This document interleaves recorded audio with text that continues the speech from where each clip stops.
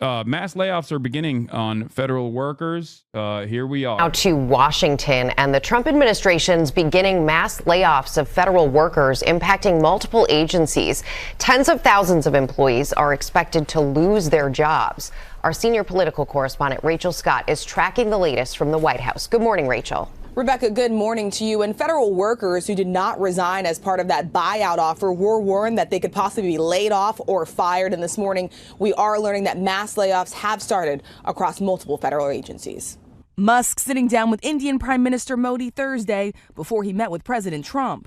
The president unsure the capacity of Musk's meeting and whether Musk was acting as a private citizen wanting to do business in India or a member of the administration. I would imagine he met possibly because, he's running a company. Trump pushed on how a foreign leader may know the difference. Well, he's meeting with me in a little while, so I'm going to ask him that question. He's like, I'm the head of state and I'm here to do business too. I personally am basically like the reverse of Elon Musk, someone who was elected as the head of state who also wants to do business deals. He's someone who is a businessman who's doing head of state stuff to basically do business deals. We're two sides of the same coin, It's cool. The way media has just reported these as mass layoffs is absurd. The firings are illegal. You can't just mass terminate federal employees without cause, even if they're probationary. Even if they're probationary, people are losing their health care and lives are being torn apart. It's so upsetting. Yeah, remember the 23% underemployment statistic that we looked at yesterday? 23% of the current existing workforce is either doing part-time jobs or basically makes less than $25,000, which is a poverty wage. Now, remember, the reminder here is that obviously the people that are currently being fired are not exactly caked up, but they at least have like decent jobs in comparison to the people making $25,000 a year. And we're firing them by the tens of thousands as well. Not only is this firing process unimaginably cruel, it's also not done for good reason, and it will lead to a lot of these services that people rely on that they don't even realize that they rely on to go away, to be crippled. Of course, saying that this is illegal is virtually inconsequential in this process because what are you going to do about it is basically the attitude that is demonstrated by this administration over and over again. A lot of people also don't understand that the federal government in and of itself does have a bunch of jobs that are just simply good to have, right? Not every single person is dealing with issues in the most efficient way possible, but it doesn't matter. It's not supposed to be that way. Jobs are given to people in many instances, whether it's the federal government or even in private enterprise, not because like you have to have this many people working on this job, but sometimes jobs are given to people because it's good to have jobs.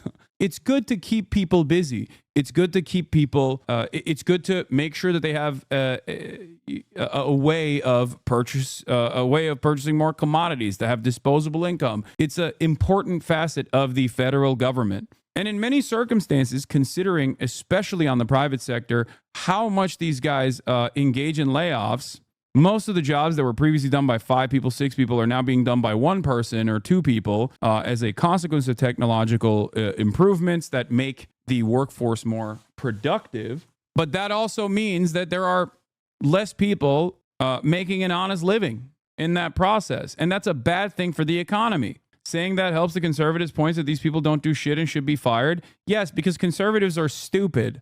Conservatives are stupid and live in a fantasy world where they think every single person on the job site is maximizing their efficiency at every point, not recognizing that they themselves in their own immediate workplaces are probably playing that very same role. Okay, whether it's a blue collar job or a white collar job, whether you're on the assembly line of some sort, you are not maxing out your efficiency at every given point. And it's understandable that you're not doing that. You're not supposed to do that. It's ridiculous to do that, especially if you're working for somebody else. The question I have for people is, and I guess like if you want to have this conversation with conservatives, you can have it on the basis of AI, because they were genuinely fearful of artificial intelligence and self-driving cars taking away key parts of the trucking sector, right? They were truly worried about that.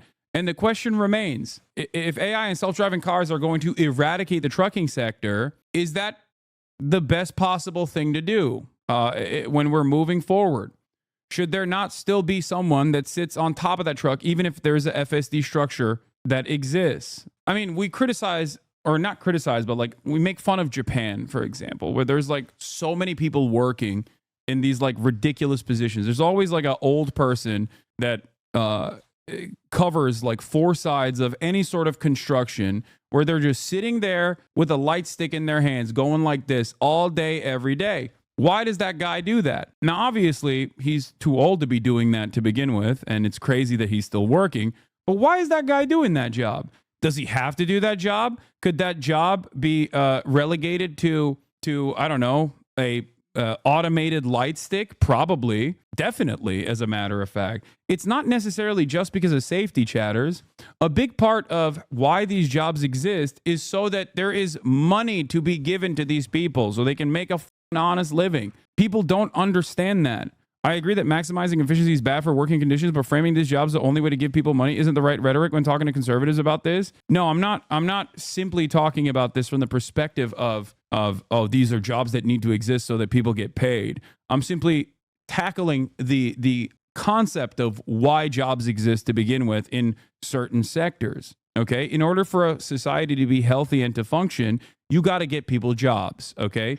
You got to make sure that they're fulfilling a role, a duty, okay? We need that. We need that more than anything else. But on top of that, a lot of these jobs that are being eliminated right now are profoundly important anyway. And the consequences of eliminating these jobs and these mass layoffs is only going to be seen further down the line. I'm a probationary employee that took the fork offer and still got fired late last night by email. If you're like me, you can still file an appeal with the MSPB for wrongful termination, even if you're probationary. Making things more efficient and cutting worthless jobs isn't inherently bad. It's about how the surplus produced is allocated. Yeah, except it is inherently bad. The proper process in this circumstance is not to fire people. Let's say technological efficiency has made it so that you can get the same work done a decade prior in literally 2 hours, okay? A decade ago, you could get the same workload done over the course of an 8-hour workday. Now you can do it in 2 hours. What is supposed to happen in a normal society, in an evolved society, is that you still get paid the same amount of money, okay? And you work 2 hours instead of the 8. But what obviously capital owners want to do in that process is fire all of the additional employees and make sure that 1 or 2 people are now tasked with this because they can do the entire workday's workload in 2 hours. That's efficiency. That's productivity. That's what this means when people say, oh, productivity's increased, whereas wages have remained stagnant. To your point, China has automated seaports. They still have longshoremen, but they work in a chair and use joysticks to... Exactly. You have to have people still working. Technology is supposed to be a benefit to take away the burden of day-to-day work, okay? It's not supposed to be utilized in a way to offset the existing labor force. It's not supposed to be utilized in a way where you're engaging in mass layoffs. That is what's so silly about this conversation. And many Americans who are primed to believe that capitalism is good, unironically write away their own death warrants. They don't realize it's like, no, we have to be super invested in efficiency. It's like, it's okay. It's okay to have efficiency at the job site. But what you fail to comprehend is that efficiency is not supposed to displace you. That efficiency is supposed to reduce your burden. It's supposed to reduce your workload, not actually keep your workload the exact same, but now your output is 10x because of technological advancements. That's the major problem. That is, I think, in this day and age, with AI becoming a conversation at the forefront of what will happen in the next step with labor, which is, I guess, if you want to consider it like the next industrial revolution, a lot of people who are so brain broken by capitalism being the only game in town, so fearful of the alternatives, have refused to reckon with what will happen once so much of the labor force is displaced. What do? Do you become a Wall-E style a person stuck to a chair that's like constantly consuming stuff? Is that your only purpose in life, is to become a part of the consumption engine? And then those who are not a part of that consumption engine are working the assembly lines and working for meager wages and dire conditions and worse conditions as we supercharge the exploitation? Is that what we're supposed to be doing? Is that the perfect future? Is that the utopian future that technology and all of its endless bounty was supposed to offer us? It's crazy that so many people do unironically feel like, well, I guess that's just the way things are. Even from a capitalist point of view, you're supposed to slow hiring, then trickle layoffs and buyouts to not collapse the local economy. People think food stamps is about being altruistic and not about keeping the stores open and the crime rate down. Exactly. That's the other side of this process that people don't understand. Wealthy libertarians used to call welfare the riot tax because they understood that without any social safety nets, there would be too much chaos and too much instability. But these guys forgot that aspect. Or at the very least, they're stress testing how much they can destroy the working poor without ever having to deal with the violent consequences that are inevitable. I thought food stamps were subsidizing farmers. It subsidizes everything. Food stamps are there to subsidize Walmart paying very little to its workforce. I manage a team in corporate America. I've been put on notice that if I do not train the new skills into my team and their work can be done with AI or automation, then I have to lay them off. It's insane. I don't understand how people can't comprehend what future we're like bouldering towards, like a very negative one, not a positive one at all. Okay, how do people not see that? While President Trump has long pledged to abolish the agency. Oh, I'd like it to be closed immediately. Look, the Department of Education's a big con job. On Thursday, McMahon suggested that some of the department's core functions could be moved elsewhere. It is not the president's goal to defund the programs. It is only to have it operate more efficiently. Yeah, Biden could not abolish student loan debt, which was in his legal purview, okay? Which like, regardless of whatever the Supreme Court says, like, he absolutely had the right to do that. Meanwhile, Donald Trump is literally abolishing the Department of Education in its entirety.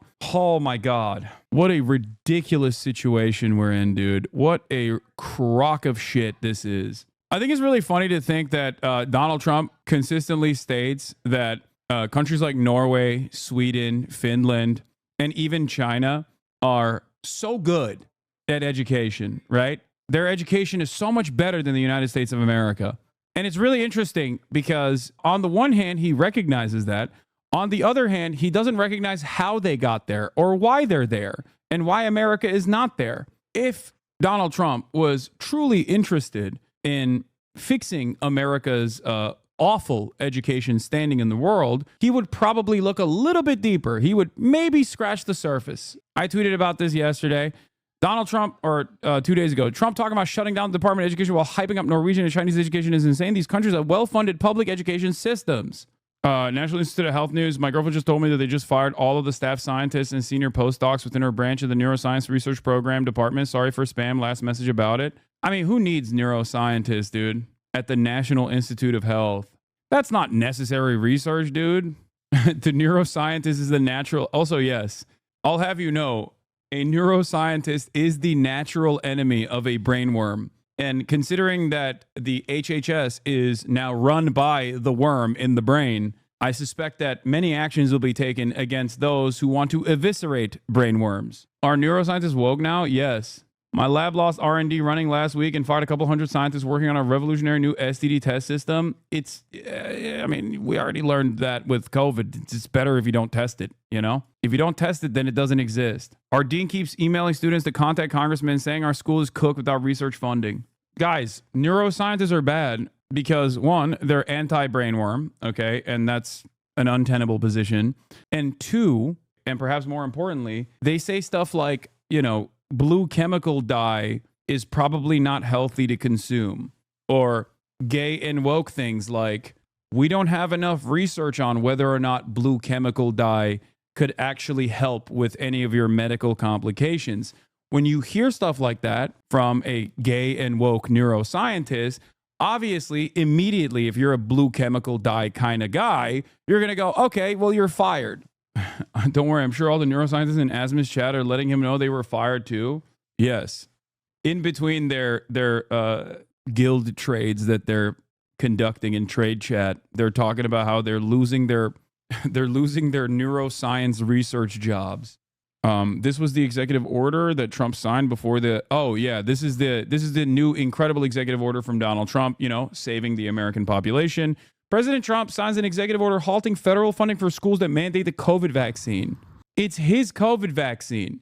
He took credit for it. He talked about Operation Warp Speed, and now he's like, oh, if you take it, if you make it mandatory, yeah, you don't get federal funding. What an insane set of circumstances, dude. I mean, what is happening, dude? Incredible stuff. Constantly in this weird dynamic where on the one hand, he's like, remember when I did the COVID vaccine and it was awesome and it was so sick and I saved so many lives?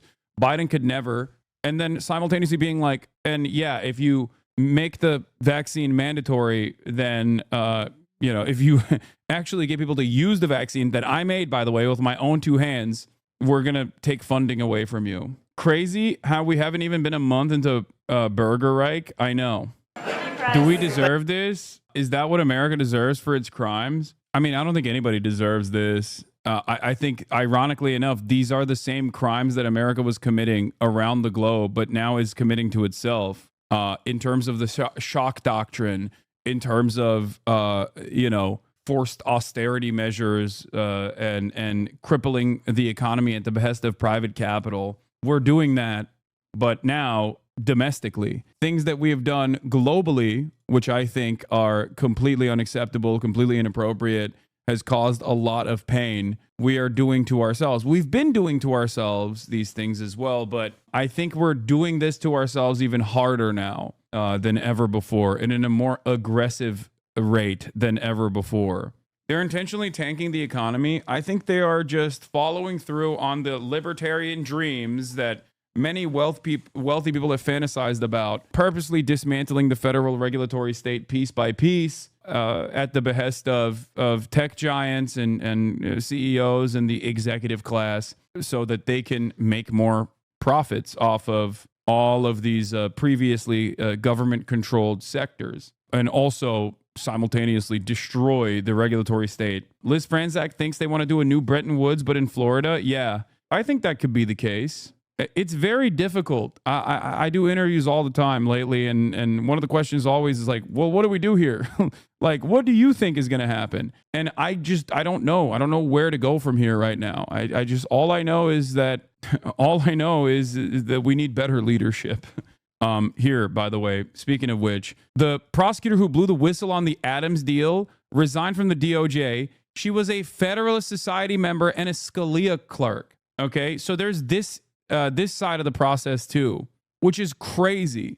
Like, you got Reagan judges on the federal courts stopping Trump's like insanely unconstitutional agenda. You got Federalist Society judges being like, this is so corrupt that I can't deal with this. Like, you're ruining an active investigation into obvious corruption of the highest order by doing more corruption, by doing more quid pro quo. I wish instead of completely wiping out federal agencies, they just move the headquarters to a different regions of the country.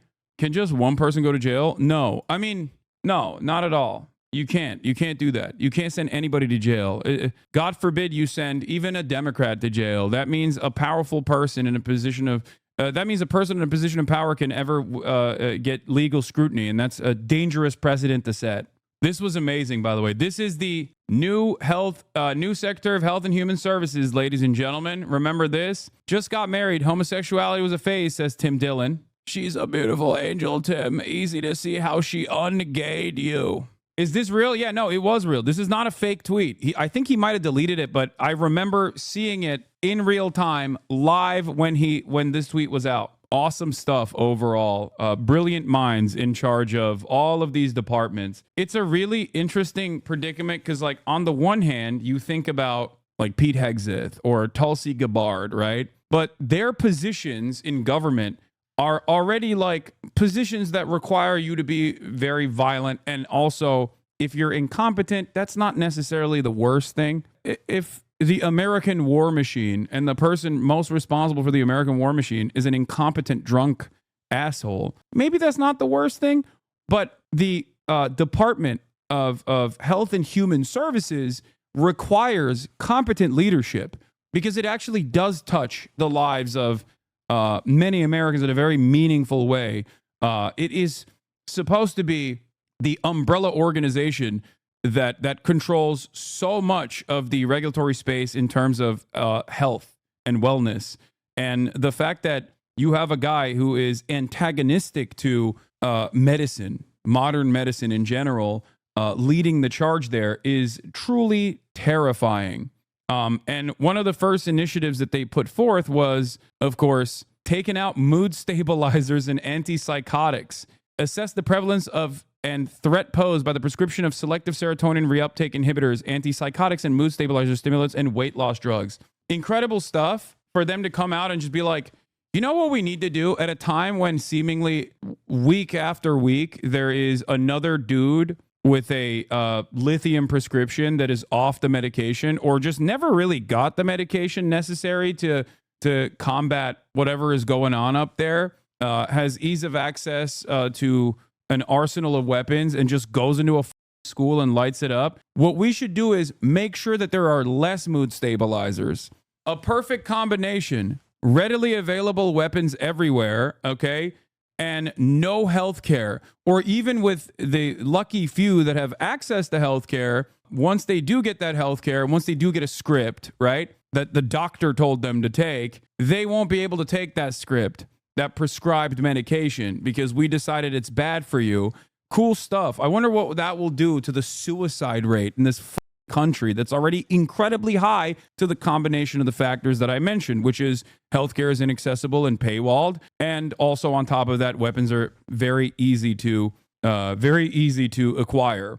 Great stuff. You know, I look at this nation, I look at this wonderful nation, and I think to myself, you know what this nation needs? More insanity. Republicans love talking about how it's gun violence is a mental health problem, and then also turn around and go, we are not doing anything about mental health. As a matter of fact, we are not going to improve mental health in this country. We're going to make it worse.